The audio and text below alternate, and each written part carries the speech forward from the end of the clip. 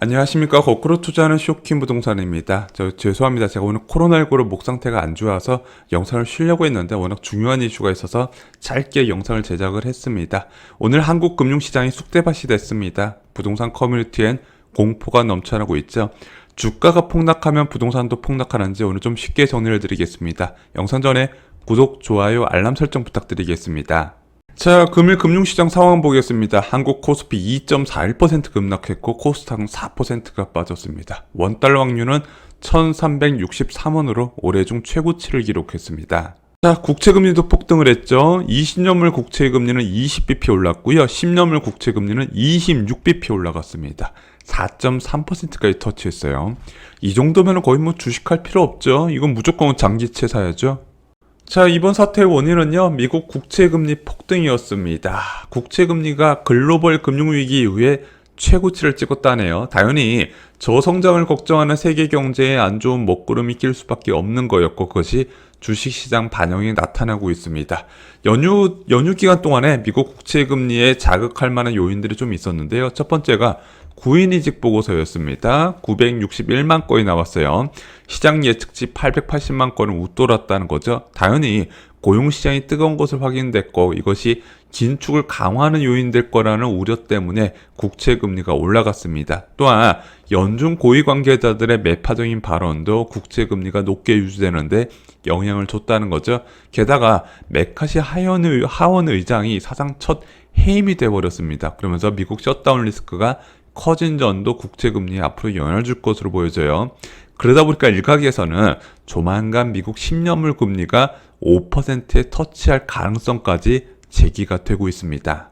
주식이 계속 폭락하면 부동산은 어떻게 될까요?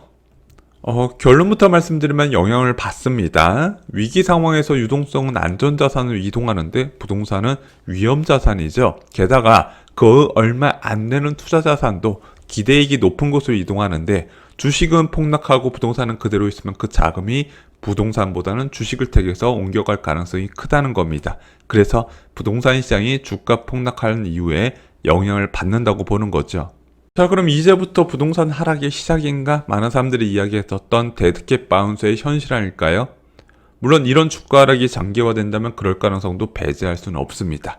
하지만 아파트는 하방 경직성이 강한 자산이라고 말씀드렸어요. 주식처럼 하루아침에 급락을 하지 않는다. 하락을 위한 에너지가 쌓여야 하락한다 말씀드렸죠.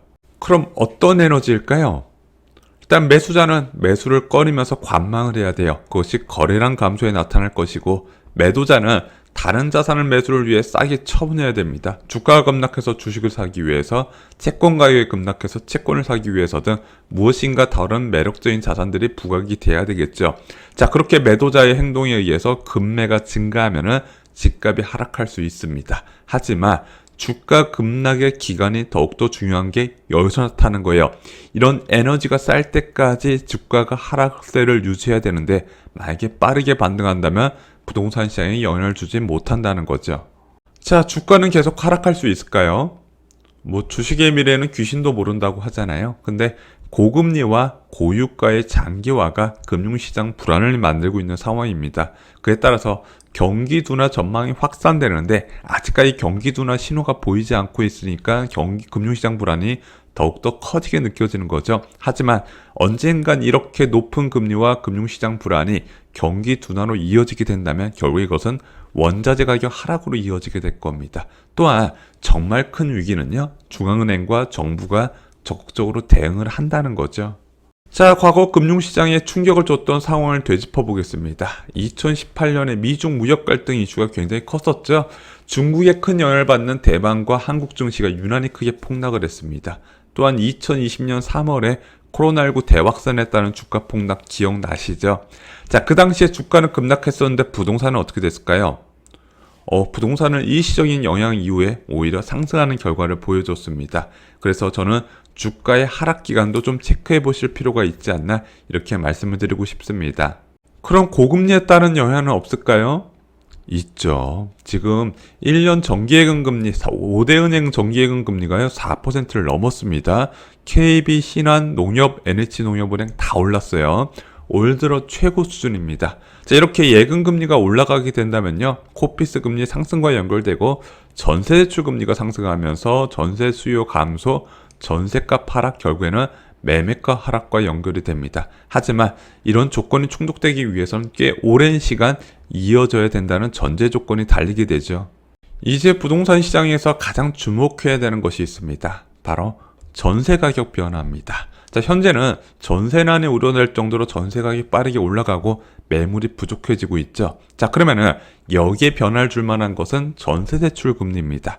지금은 전세 대출 금리가 올라갈 환경이 조정되어 있죠. 언제까지 어디까지 올라갈지는 아무도 모릅니다. 이것이 전세 수요를 결정할 것인데, 모든 하락, 최근의 부동산 가격 하락은 모두 전세 하락부터 나타났습니다. 여러분들이 부동산 시장을 관망하실 때 제일 먼저 체크하셔야 되는 게 바로 전세 가격 변화라고 생각이 됩니다. 자, 이번 미국발 금리 쇼크 언제까지 이어질까요? 저희가 2023년 부동산 전망에서 말씀드렸던 거 다시 한번 되짚어 보겠습니다. 과거 미국이 긴축 과정에서 금리 고점을 유지한 기간은요, 평균적으로 5.8개월이었습니다. 굉장히 짧았죠. 왜냐면은 고금리 충격에서 어딘가 부러졌기 때문입니다. 미국의 마지막 금리 인상 7월 26일이었습니다. 연내 한 번 더 올릴 수 있다는 전망이 나오고 있습니다. 과연 이번에는 금리 고점을 유지한 후 어떤 일이 생길지 한번 체크해 볼 필요가 있습니다. 만약에 어디가 부러진다는 신호가 나오면 단기간에 금융시장을 비롯한 자산시장을 충격을 받겠지만, 그것은 오히려 저금리로 이어질 확률도 있다는 겁니다. 자, 만약 이번에 금리 변화 쇼크 때문에 부동산 시장까지 영향을 받는다면 저 이렇게 말씀드리고 싶습니다. 연말 내 집 마련 희망자에겐 좋은 소식이다. 자, 이것을 2차 폭락이 왔다, 다 죽었다, 이렇게 비관적으로 보시기보다는 전세 만기가 되어 사려고 했는데 초급매가 나왔네, 잘 됐다, 이렇게 좀 긍정적으로 보시는 게 어떨까, 제 생각을 여러분께 공유를 드립니다.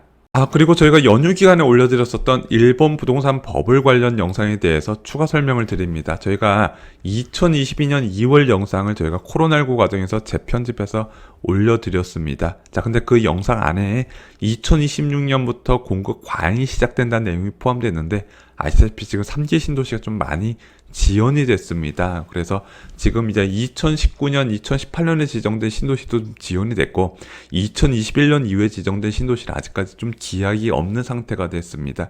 그래서 일단은 2026년 공급 과잉은 좀 많이 뒤로 미뤄졌다, 이렇게 보시면 될 것 같고요. 그럼에도 불구하고 수도권 외곽 지역 매수는 좀 다시 생각해 볼 때, 그래서 교통 호재가 있는 지역이나 만약에 거기에 매수할 자금이 안 되시면 3기 신도시나 2기 신도시 자체를 청약받으라고 다시 한번 권해드립니다. 오늘 준비한 소식은 여기까지입니다. 목 상태가 안 좋은 점 진심으로 사과드리고요. 최대한 빨리 회복해서 정상 컨디션에 찾아뵙겠습니다. 이상으로 영상 마치겠습니다. 감사합니다.